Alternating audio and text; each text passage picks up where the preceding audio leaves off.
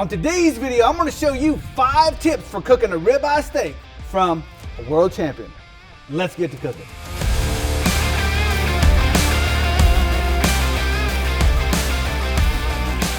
Tip number 1, choose a quality cut of meat. As you can tell here, we got ribeyes. These are hand-cut ribeyes that we had cut for us from our local butcher. 1 1/4 inch thick ribeye. If you can tell right here, look at all this marbling. That's what you're looking for. Nice big old fat lip. This is also called the longissimus. When you're looking for a steak, I always choose to have them cut it 1 1/4 inch. Nice lip meat, nice eye meat. This is the rib. This is why they call it the rib eye. And look at all that fatty marbling in there. Cannot go wrong with that. This is what makes a juicy steak. This is what makes a tender steak. And this is what makes a badass steak. Tip number 2, allow your steaks to come to room temp. Contrary to popular belief from certain people on the internet, this ain't gonna kill you. It's actually gonna help you. So, cover them up, let them sit for 30 minutes. This is where your tenderness, the juiciness is all gonna be helped.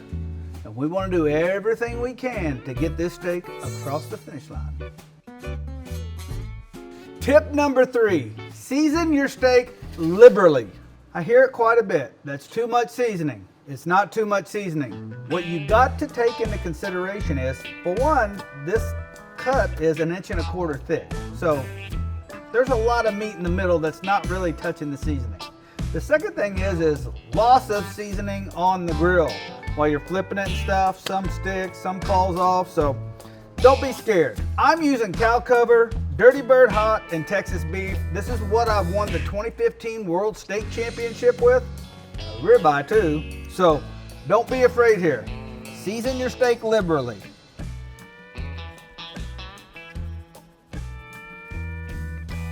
Cow cover is going to give you a nice boldness. Dirty Bird Hot, savoriness with a tiny bit of kick. And the Texas beef, well, it's just Texas beef. Salt, pepper, garlic with a nice garlic kick. And we all know that belongs on a steak. Don't forget to get them edges too. You getting this close up?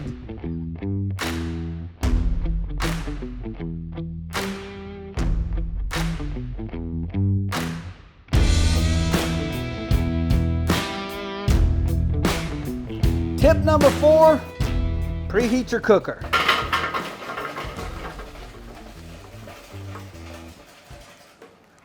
So, I always like to preheat my cooker. Now, I am cooking these steaks indirect, meaning fire over here, no fire over here. I will start the steaks on this side.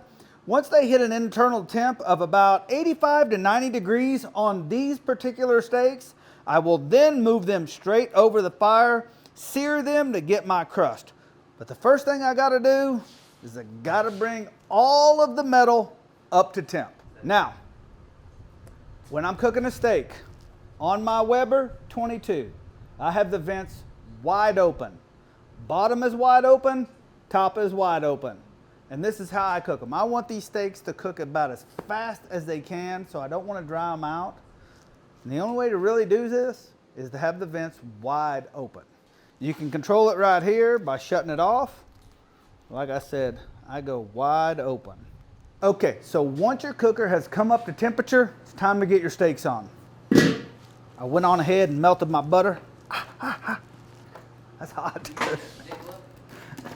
Man, no way, dude. Right there. Indirect. Put the lid on.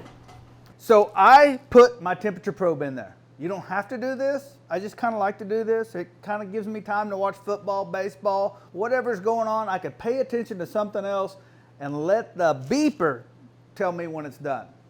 Tip number 5, make sure to sear your steak, then rest it. Now I like to take the lid off for this step. I'll just set it to the side.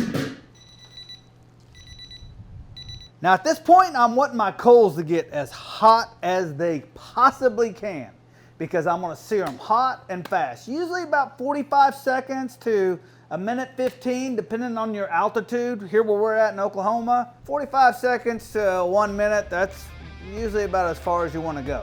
So once your coals are ripping, as you can see these are, it's time to get your sear on. Now this searing is gonna really lock in that flavorful crust. And you can't forget to hit it with a little bit of butter. See what we got.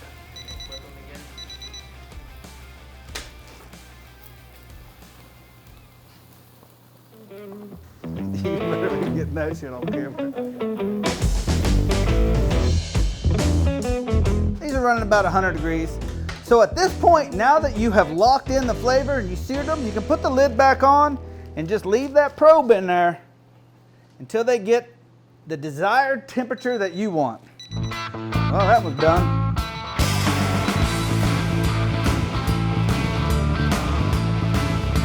And the last tip, always make sure to rest your steaks. And just like that, my friends, you have the perfect steak. Boom. Now, all we gotta do is give it a taste. Cause I like butter.